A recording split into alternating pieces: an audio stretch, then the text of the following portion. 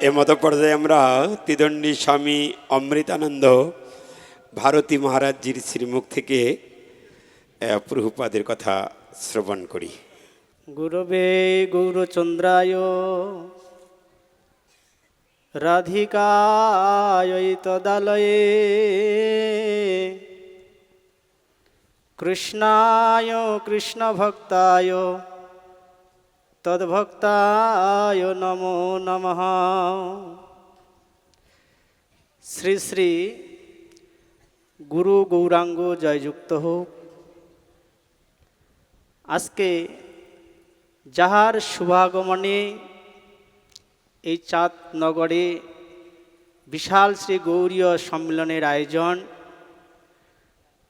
আকর মঠরা শ্রী চৈতন্য মঠের বর্তমান মঠাচার্য ওম বিষ্ণুপাদ ত্রিদণ্ডী স্বামী শ্রী শ্রীমৎ ভক্তিস্বরূপ সন্ন্যাসী গোস্বামী মহারাজ শ্রীচরণ বন্দনা করি তিনি প্রসন্ন হন।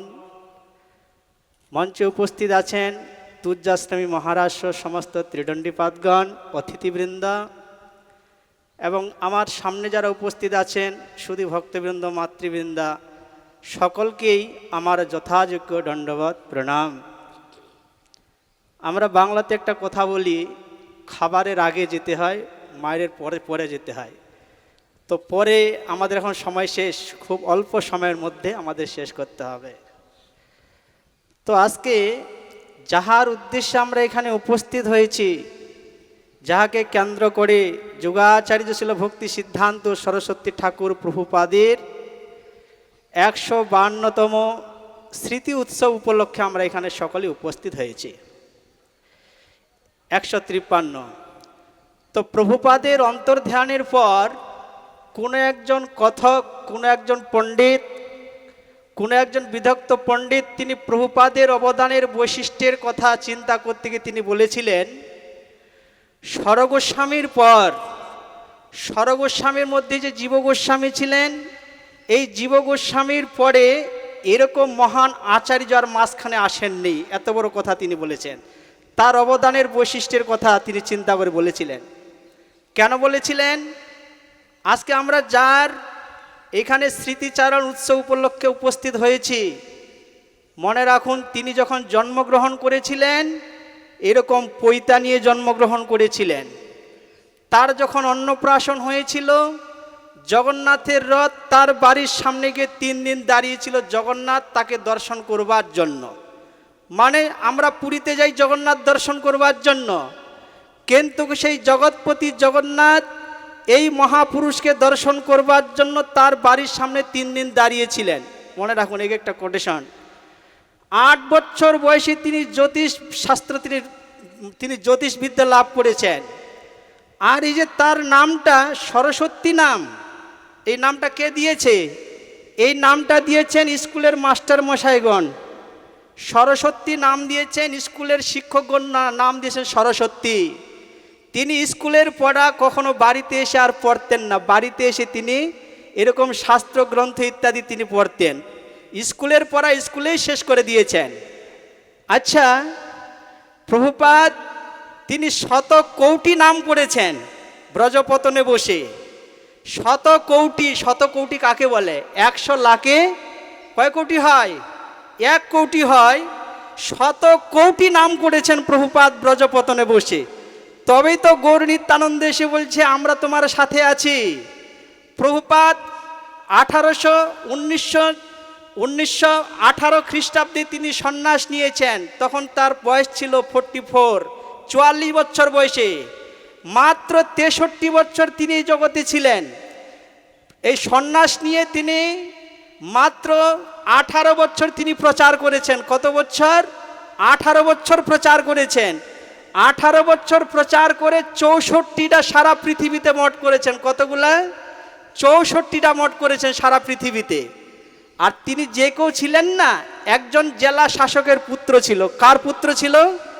জেলা শাসক, একজন ডিএম এর সন্তান ছিল। তিনি ইচ্ছা করলে তো সেই বয়সে ভোগ বিলাসে তিনি মত্ত থাকার কথা। এরকম তার সহপাঠীগণ কত আনন্দে ফুর্তি করবে। বড় বড় লোকের ইন্ডাস্ট্রি মালিকের ছেলেগণ আছে, তারা কি হরিভজন করতে আসবে? তারা তো এরকম পার্টি টাটি কত জায়গায় তারা যাবে। কিন্তু সেই বয়সে তার বৈরাগ্য কেন? কালকে বলা হয়েছে তিনি এই জগতের কেউ ছিলেন না। আমাদের মতো এরকম ভারত ভূমিতে যারা জন্মগ্রহণ করেছি, ভারত ভূমিতে মনুষ্য জন্ম হইল যার, নিজের জীবন সার্থক করি করো পর উপকার। আমরা এরকম পবিত্র ভূমিতে জন্মগ্রহণ করে আমরা আমাদের কৃষ্টি কালচার সনাতনকে আমরা ভুলে গিয়েছি। আমরা যখন এই সনাতন ধর্ম বৈষ্ণব ধর্ম যখন স্বেচ্ছাচারিতা, যখন বিভিন্ন অপসম্প্রদায় যারা কুলুষিত হয়ে গিয়েছে, এই আমাদের জীবনটাকে সাফল্যমণ্ডিত করবার জন্য এই মহাপুরুষ তিনি আমাদের কাছে এসেছেন। কথা অনেক। স্বয়ং চৈতন্য মহাপ্রভু তিনি বলেছিলেন, পৃথিবীতে আছে যত নগরাদি গ্রাম, তারপরে সর্বত্র প্রচার হইবে মোর নাম। চৈতন্য মহাপ্রভু সেই কথাটি এই মহাপুরুষের জন্যই তিনি বলেছিলেন। এই মহাপুরুষেই এসে আর সারা পৃথিবীতে তিনি এই বৈষ্ণব ধর্ম গৌড়ীয় ব্রহ্ম মাধব সম্প্রদায়ের কথা তিনি প্রচার করেছেন। তার শিষ্য প্রশিষ্যগণের দ্বারা অদ্যাপিও সারা বিশ্বে প্রচারিত হচ্ছে। আর পদ্মপুরাণে বলেছেন, হৃৎকলে পুরুষোত্তমাৎ, অনেক আগে বলেছিলেন যে উৎকল প্রদেশে, উড়িষ্যা প্রদেশে কোন একজন মহাপুরুষ জন্মগ্রহণ করে সারা পৃথিবীতে তিনি ভগবানের কথা তিনি প্রচার করবেন। সেই পদ্মপুরাণও এই মহাপুরুষের কথাই তিনি বলেছিলেন। এই মহাপুরুষেই জগন্নাথ মন্দিরের সন্নিকটে নারায়ণ ছাতা নামক বড়দণ্ডা যে জায়গায় রথ যায় তার সন্নিকটে তিনি জন্মগ্রহণ করেছেন। তাই প্রভুপাদ এসেছেন। তার উদ্দেশ্য কি ছিল? প্রভুপাদের উদ্দেশ্য ছিল back to god, back to home. অর্থাৎ এই জগতের যে সকলেই ভগবানের কাছ থেকে এসেছে, তাই ভগবানের কাছে ফিরিয়ে নিয়ে যাওয়ার জন্যই এই যুগাচার্য রূপিণী জগতে আমাদের কাছে তিনি উপস্থিত হয়েছিলেন। প্রভুপাদ দেখতে কিরকম ছিল? প্রভুপাদকে আমরা দেখেছি? প্রভুপাদের কথা আমরা এখানে বলতে এসেছি না। প্রভুপাদকে এই জগতের কোনো বস্তুকে এই জড় চোখ দিয়ে দর্শন করা যায় না, অনুভব করতে হয়। কোনো এক সময় শুনেছি ভক্তিকমল সন্ত গোস্বামী মহারাজের শিষ্যগণ বলেছিলেন তা গুরুদেবকে, আচ্ছা গুরু মহারাজ আপনার গুরুদেব দেখতে কিরকম ছিলেন? তখন তিনি উত্তর দিয়েছিলেন, আমরা সাধারণত কীর্তন করি, অতি কোমল কাঞ্চন দীর্ঘতনুম তনু নিন্দিত হেম মৃণাল মদম। বলছে অতি কোমল কাঞ্চন দীর্ঘতনুম। প্রভুপাদের শরীরটা ছিলেন স্বর্ণের মতো। কাঞ্চনকেও যিনি পরাজিত করতে পারে তার উত্তরে দিয়েছিলেন, বলছেন এরকম হাজারো অস্পরা করে হাজারো সুন্দরীগণকে এক জায়গায় বসিয়ে দিলে, একত্রিত করলে, তার মাঝখানে আমার গুরু পাদ পদ্মে অর্থাৎ ভক্তি সিদ্ধান্ত সরস্বতীকে বসিয়ে দিলে আমার গুরু পাদ পদ্মের দিকে দৃষ্টিটা যাবে, অন্য কারো দিকে দৃষ্টিটা যাবে না। আমার গুরুদেব সেরকম ছিলেন। তাই সেই প্রভুপাদ এসেছিলেন, তিনি রাধারানীর নয়ন মণি মঞ্জরি, তিনি তো দেখতে সেরকমই হবেন। তার অনেক কথা, কিন্তু চৈতন্য মঠের একটি নিয়ম আছে, সময় মেনটেন, সময়টার মধ্যে শেষ করতে হয়।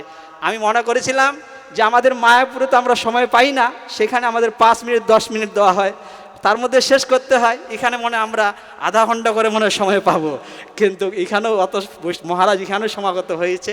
তাই খুব ভালো। আমাদের কৃষ্ণদাস প্রভুর আহ্বানে এত সন্ন্যাসী যে এখানে এসেছেন এবং আচার্যপাদের শুভাগমনে এত সন্ন্যাসী যে এসেছেন, এটা কৃষ্ণদাস প্রভুর সৌভাগ্য, আমাদেরও সৌভাগ্য আমরা এখানে এসে আসতে পেরে। তাই এখানেই বিশ্রাম। বাঞ্ছা কল্পতরু ভস্য কৃপা সিন্ধু ভবে চ পতিতানাং পাবন বৈষ্ণবে ভূ নমঃ।